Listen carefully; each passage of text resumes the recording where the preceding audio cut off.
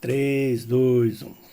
Olá pessoal, sejam bem-vindos e bem-vindas. Mais um vídeo rápido, uma dica para você que quer ser roteirista e tirar a sua ideia da cabeça e colocar no papel. Hoje nós vamos falar do filme Luther, O Cair da Noite. Muito bem pessoal, esse filme, disponível na Netflix, ele é derivado de uma série que teve 5 temporadas lá na Inglaterra. E a Netflix fez um filme continuando, dando continuidade à série. Mas não se preocupe, você não precisa ver a série para entender o filme. Você pode assistir sem problema nenhum, porque é uma história totalmente original e simplesmente tem o mesmo personagem. Mas você não precisa ter assistido a série para poder compreender essa nova história. Mas eu não vou falar aqui do roteiro propriamente dito. Eu quero usá-lo apenas como exemplo para dar uma dica para vocês. Por isso que o vídeo é rapidinho. O filme conta a história de Luther, que é um detetive, que passa alguns problemas pessoais e que ele é preso. E depois ele tenta fugir da cadeia para poder resolver um crime que durante muitos anos ele não conseguiu resolver. Qual é a dica do filme? Por que eu vou usar ele como exemplo? Um filme dificilmente, pessoal, pode ter duas histórias muito importantes no mesmo filme. Você tem que contar uma história só. Ela pode ter subtemas, né? Pode ter derivações dentro da própria história. Mas o personagem principal, a história principal, tem que ser uma só. É essa história que tem que ter o início, o meio e fim, né, dos 3 atos da linha narrativa, porque senão fica muito confuso. É claro que alguns filmes podem ter várias histórias dentro de um mesmo filme, né? Shorts, por exemplo, é um filme que tem de muitos anos aí do diretor Robert Altman, que é exatamente isso. São várias histórias dentro da mesma história, mas elas se complementam. O arco narrativo de todas as histórias se complementa em algum ponto, principalmente no clímax e depois no final.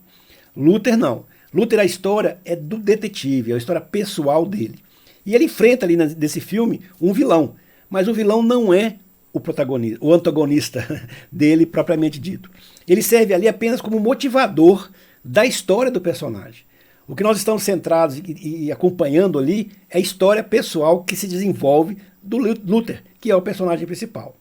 Tanto que o Andy Serkis, que faz o personagem, o vilão, que é o Gollum da trilogia Senhor dos Anéis, ele faz uma participação especial.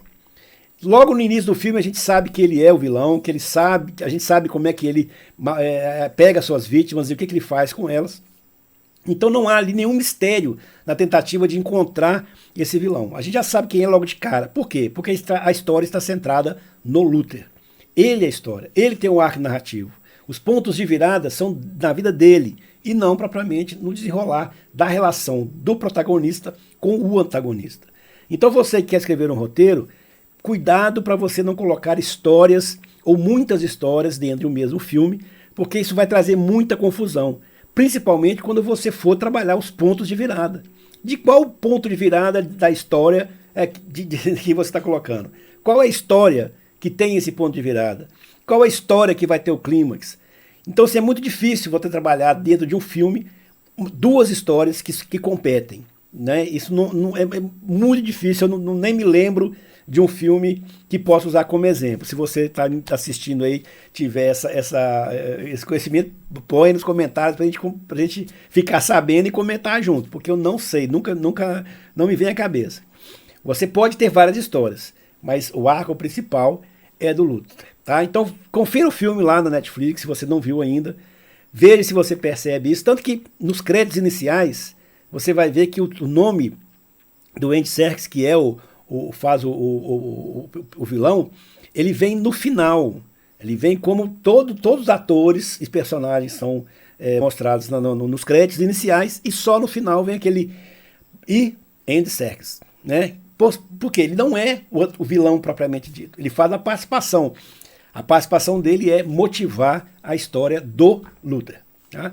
Então, se você não assistiu o filme ainda, veja lá, veja se você percebe, se você concorda com essa dica e deixe aí nos comentários, ok? É isso aí, pessoal. Até o próximo vídeo.